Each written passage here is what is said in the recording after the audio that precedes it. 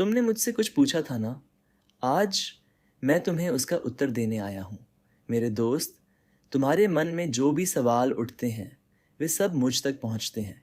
कभी तुम बोलकर पूछते हो, कभी तुम्हारी चुप्पी ही मुझसे बात करती है, और मैं हर बार तुम्हें सुनता हूँ। कल तुमने पूछा था, प्रभु, मैं इतना डरता क्यों हूँ?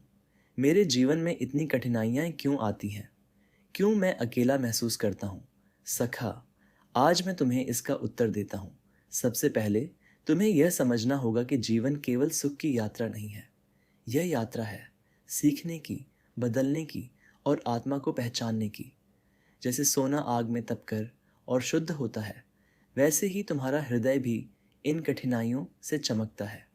प्रिय मित्र, जब तुम कठिन समय से गुजरते हो तो तुम्हें लगता है कि तुम अकेले हो। पर क्या सचमुच तुम अकेले हो? क्या तुम भूल गए कि मैं हर पल तुम्हारे साथ हूँ? जब तुम रोते हो तो तुम्हारे आंसू सबसे पहले मेरी आंखों तक पहुँचते हैं। जब तुम्हारा दिल कांपता है तो मैं तुम्हारे डर को अपने हृदय में समा लेता हूँ। मैंने गीता में कहा था, न जायते म्रियते वा कदाचित। आत्मा न जन्म लेती है न मरती है। दोस्त, जब आत्मा अमर है तो मृत्यु का भय क्यों? तुम जिस शरीर को अपना मान बैठे हो वह केवल वस्त्र है। जैसे पुराने वस्त्र को उतार कर नया धारण किया जाता है, वैसे ही आत्मा शरीर बदलती है।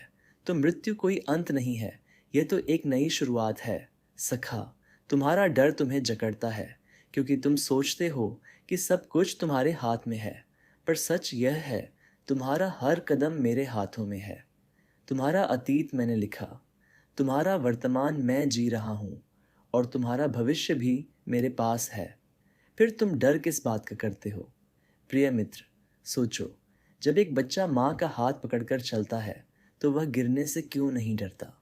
क्योंकि उसे भरोसा होता है कि माँ संभाल लेगी। वैसे ही तुम भी मेरा हाथ थाम लो। मैंने कभी तुम्हें छोड़ा नहीं है और कभी छोड़ूंगा भी नहीं। जब दुनिया तुम्हारे विरुद्ध हो जाती है तो याद रखना, मैं तुम्हारे पक्ष में हूँ।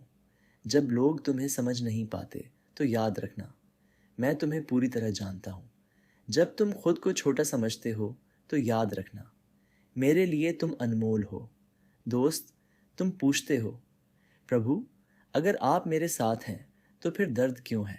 तो सुनो, दर्द इसलिए है ताकि तुम सहानुभूति सीख सको। अकेलापन इसलिए है ताकि तुम मुझे ढूंढ सको।